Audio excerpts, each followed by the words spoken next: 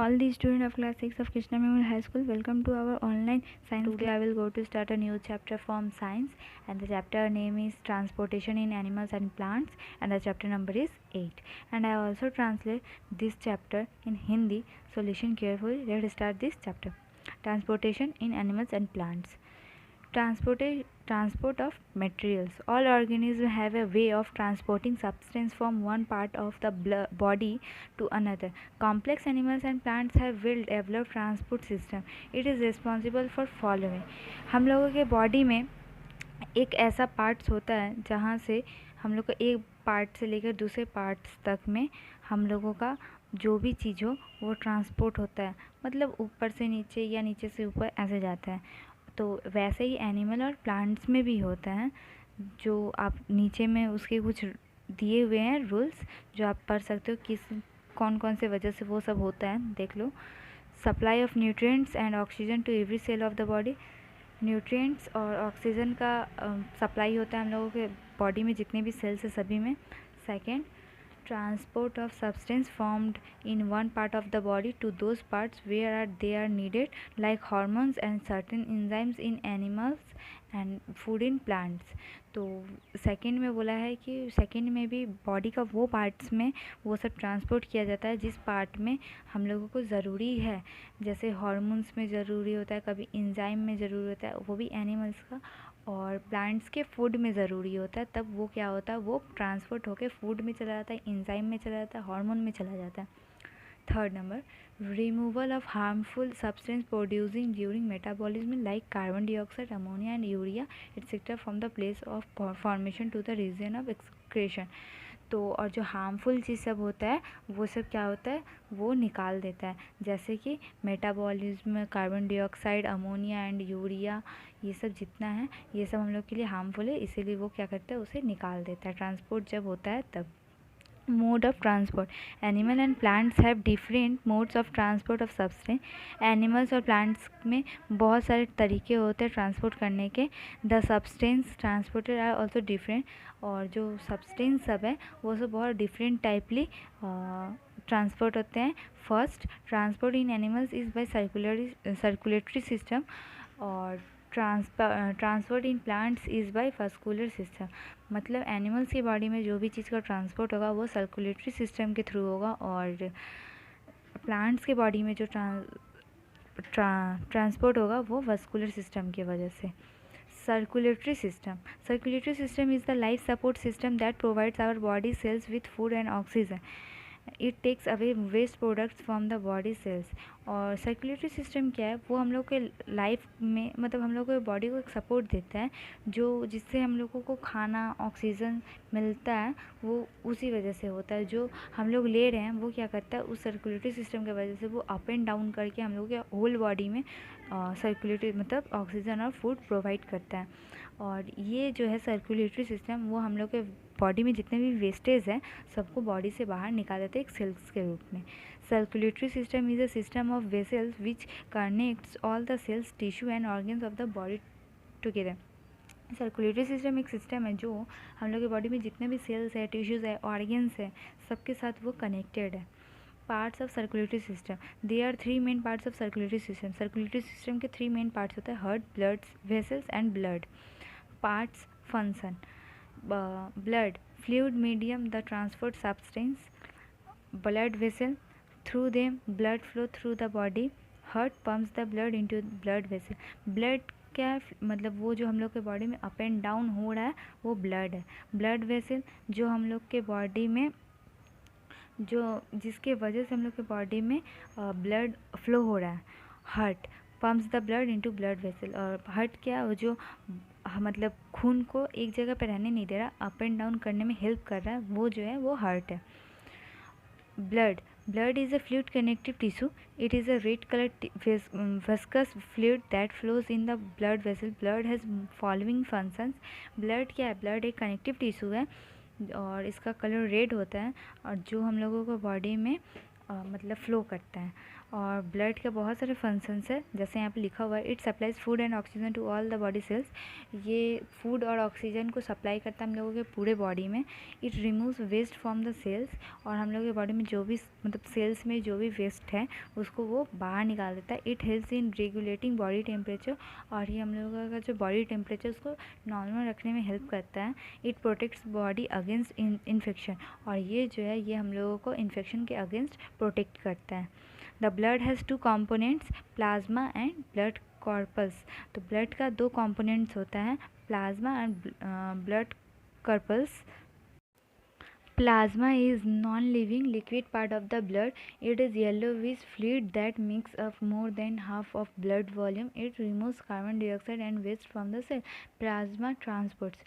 Plasma जो एक non-living part है हम लोग का बॉडी का, जो लिक्विड फॉर्म में बाहर निकलता है, जैसे ब्लड में लिक्विड फॉर्म में जो येलो टाइप का होता है ना, वो होता है प्लाज्मा।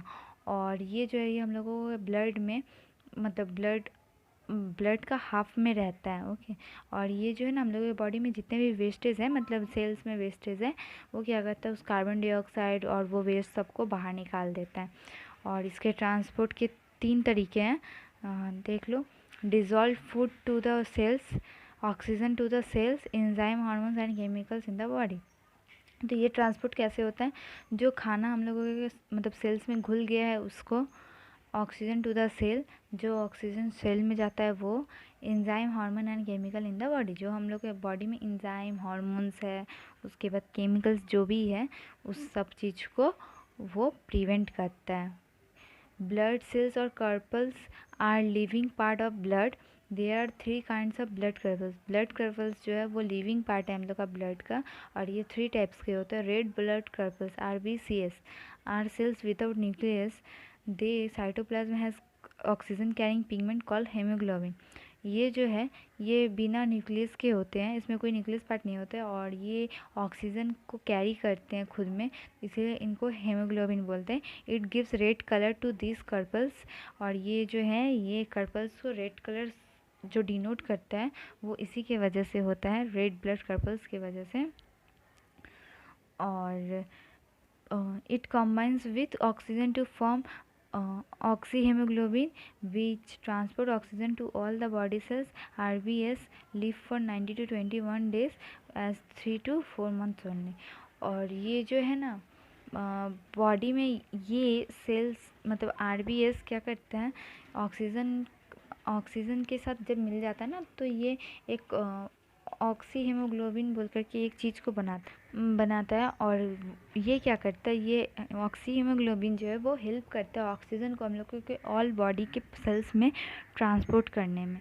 और RBCS जो है वो 90 to 120 डेज़ ही रहते हैं, उसके बाद वो डेड हो जाते हैं और उसके बाद फिर न्यू RBS बनने लगते हैं। White blood corpuscles, white WBCS defend the body against infection. They fight against germs and also provide immunity against infection. Normally there is only one WBC for every 600 RBC. The white blood corpus count goes up when there is any infection in the body. WBCs are called soldier of the body. जब हम लोग body में कोई भी infection हो या ये कुछ भी हो, इससे लड़ने में वाइट ब्लड कर्पल्स हम लोग का हेल्प करते हैं। और यही क्या करते हैं, ये उस जम्स को मतलब उस जम्स के साथ लड़ते हैं जिससे वो बॉडी के अंदर ढुके ना और हम लोगों के बॉडी में कोई हार्मफुल इफ़ेक्ट्स ना हो। और ये जो है ये एक ही होते हैं 600, जब 600 रेड ब्लड कर्पल्स होते हैं तब ये 1 वाइट ब्लड कर्पल्स होते हैं। और इनको सोल्जर ऑफ द बॉडी भी हम लोगों को मतलब हम लोगों का बोला जाता है। Blood platelets are very minute cells present in the body. They help stop bleeding by clotting the blood. और ये जो है ना ये प्लाज्मा वो क्या करता है ना कि जब कुछ भी हम लोगों के बॉडी में जैसे कुछ भी हुआ कर्पल्स जैसे तो ब्लड जैसे निकलने लगता है ना, उसके पहले आप लोग देख सकते हो कि जब हाथ करता है तो उसके पहले ब्लड संग संग नहीं निकलता, ब्लड थोड़ी देर बाद निकलता है। तो वो जो थोड़ी देर पहले जो वो एक वाइट निकलता है ना वही होता है ब्लड पैलेट्स, और आप बोल सकते हो कर्पल्स। वो क्या करता है ना उससे मतलब ब्लड कम निकलता है और इन्फेक्शन होने का चांसेस बहुत कम रहता है। blood vessel, blood flows through a system of tubes called blood vessels. There are 3 kind of blood vessel. blood जो है वो फ्लो होता है ब्लड वेसल्स के थ्रू, और ये 3 टाइप्स के होते हैं blood vessels: arteries, veins and capillaries. Arteries have thick and muscular wall. They carry blood away from the heart. The force of heart pumping keeps the blood flowing through arteries. The blood in arteries is bright red in color because it contains a lot of oxygen. Oxyhemoglobin is bright red in color. In arteries, blood flows with jerk and under great force. We can feel the blood flow in radial artery on the inner side of the wrist. मतलब arteries जो है उसमें जो वो किस हिसाब से, वो कैसे ब्लड फ्लो करता है वो मैं बता रही हूँ. यहाँ पे वो लोग क्या करता है ना, जब हम लोगों का हार्ट जब पंप करता है तो वो क्या करता है, वहाँ से वो आर्टरीज के थ्रू वहाँ से ब्लड निकलता है और वो हम लोगों के होल बॉडी में जाता है, मतलब ट्रांसपोर्ट होता है. और यहाँ मतलब आर्टरीज का जो ब्लड रहता है ना वो सबसे ज़्यादा डार्क रहता है बिकॉज वहाँ पे ऑक्सीजन बहुत ज़्यादा होता है. और हम लोग ये महसूस भी कर सकते हैं कि जब हम लोगों का मतलब ब्लड जब ज़्यादा फ्लो होने लगता है तो हम लोगों को हल्का लगता है कि हाँ बॉडी में कुछ हलचल हो रहा है. तो ये जो हुआ आर्टरी के मूवमेंट में, मतलब आर्टरी में हार्ट का मूवमेंट की वजह से होता है. The largest artery in the body is called aorta. हम लोग का सबसे बड़ा आर्टरी जो है बॉडी में उसका नाम है aorta. It arises from the left ventricle of heart. This branches out into arteries on entering some body organ. Each artery is divided into smaller and smaller vessels which end into the fine capillaries. मतलब जब fine capillaries जब left हम लोग का जब भी मतलब arteries use काम करता है ना तो लेफ्ट साइड से काम करना स्टार्ट करता है. और ये जैसे जैसे हर एक बॉडी का हर एक ऑर्गन में जाता है ना तब वैसे वैसे वो छोटा होते चले जाता है. Veins carry blood from body organs to the heart. Vein जो है वो ब्लड को कैरी करता है जो हार्ट से ऑर्गन्स तक आता है. They have thin walls. इसका जो वाल्स मतलब ये जो मोटा है ये बहुत मतलब उतना भी मोटा नहीं होता है, जस्ट हल्का पतला. The valves present inside veins make the blood to flow only towards the heart. और जो वेल्वेज है वो उसमें प्रेजेंट रहता है, मतलब रहता है, वो क्या करता है ब्लड को फ्लो करने बोलता है सिर्फ मतलब हार्ट में ही सिर्फ वो ब्लड फ्लो करेगा. The flow of blood in veins is not jerky and the blood is deoxygenated and so it is darker in colour. और जो वो ब्लड जो हम लोग हार्ट में जाता है ना वो मतलब डीऑक्सीजनेटेड होता है जिसमें ऑक्सीजन नहीं होता, और वो इसीलिए उस वजह से वो बहुत ज़्यादा डार्क होता है. You can see some of veins because they are just under the skin as superficial. They are more prominent in old person. Veins being as capillaries, they join and rejoin to form of large veins that open into the right auricle of heart. आप लोग देख सकते हो कि मतलब बुजुर्गों के शरीर में जो ब्लड्स होता है ना वो कुछ ज़्यादा ही मतलब डार्क होता है. मतलब नॉर्मली तो हम लोगों को रेड होता है बट वो लोगों का कुछ डार्क होता है. बुजुर्गों में ज़्यादा पाया जाता है, बच्चों में भी पाया जाता है बट बच्चों में बहुत रेयर में पाया जाता है. Veins begin as capillaries. They join and rejoin to form large veins that open into the right auricle of heart. अच्छा ये क्या होता है, ये बार बार ब्लड फ्लो करते रहता है और सभी ऑर्गन से जुड़े हुए रहते हैं और इसी वजह से क्या होता है राइट ऑरिकल ऑफ हार्ट मतलब हार्ट के जो राइट वाला साइड है वो धीरे धीरे ओपन होने लगता है और उसके वजह से उसमें भी ब्लड फ्लो होने लगता है. Capillaries are the finest blood vessel. They connect arteries with veins. Capillaries जो है वो मतलब फाइनेस्ट ब्लड वेसल है.